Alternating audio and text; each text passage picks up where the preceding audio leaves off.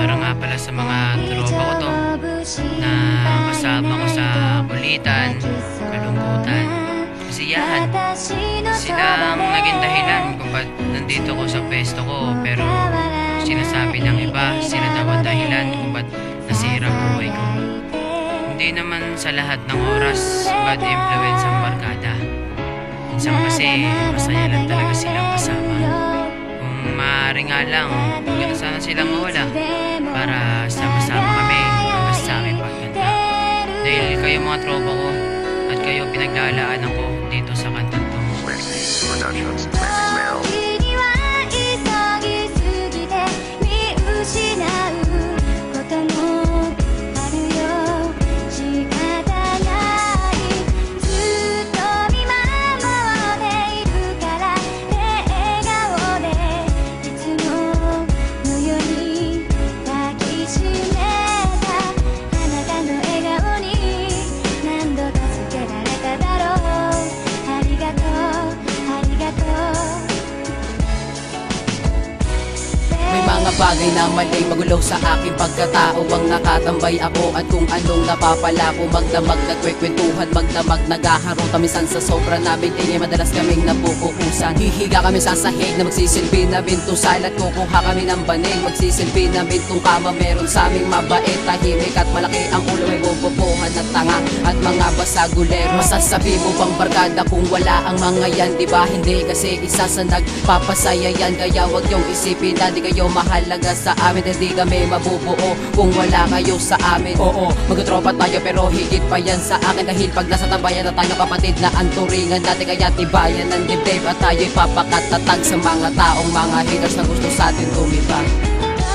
時には急ぎすぎて見失うこともあるよ仕方ないずっと見守っているから笑顔でいつものように抱きしめたあなたの笑顔に何度助けられただろうありがとうありがとう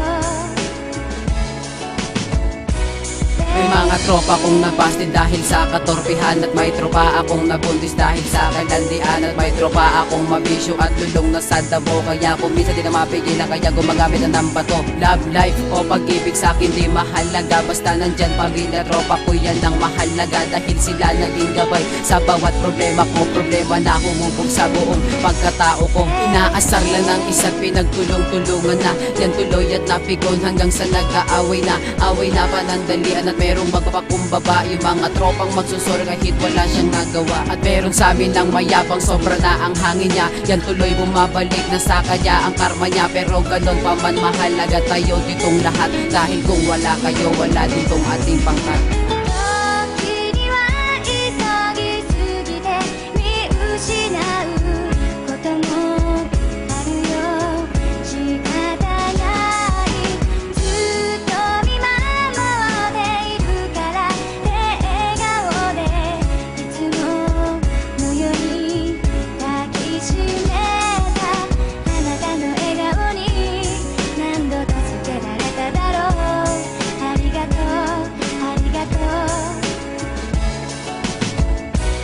Kaya walang patitibag kahit anong pinagdaanan. At wala din ang susuko kahit anong pinag-awayan. Dahil isa ating layunin ay ating mapatatag. Ang binuong pamilya Shelly na ating itinatag. Dugo at pawis ang puhunan para matayo ito. Kaya wag yung isiping di mahalaga sa amin ito. Simpleng salitang barkada pero may malalim na kahulugan. Yung mga tanong na gustong malaman nandito matutuklasan. Sa pantitrip at panggagago kasama ko sila. Kaya nga di ko iniisip na ako'y nag-iisa. Magdi-dispatcher pa kami tuwing walang mapagtripan at magpapayong sa labasan tuwing malakas ang ulan. Kaya tibayan ang pagkapit sa grupong kinakapitan na sa ganun mapatatag ba ang ating pagsasamahan. Dahil pagsasamahan natin ay parang karagatan. Patuloy lang ito naaagos ng walang katapusan.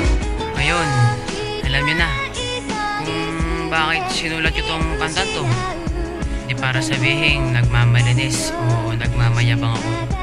Dahil sinulat ko to dahil gusto ko ganito tayo.